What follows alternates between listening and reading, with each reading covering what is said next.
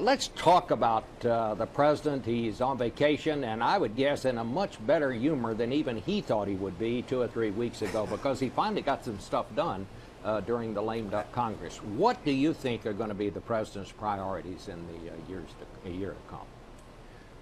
Well, Bob, I think that they see this very successful lame duck period as basically a template or a blueprint of what's to come. I think he's not as weak as the media thought he was going to be 6 weeks ago, and he's not as strong as he thought this week he was going to. He is, judging from his behavior at the press conference. You know, everyone overinterprets these things.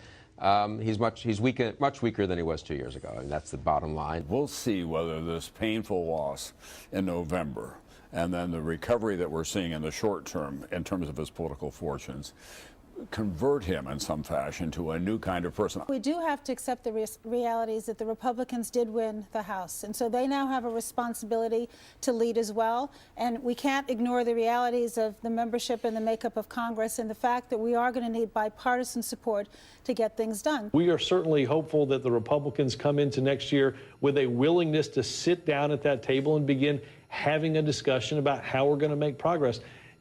Sometimes the first step is the biggest one. I think after an initial patch of cooperation between Congress, they will be further divided than ever, and in 2011 drawing battle lines for 2012.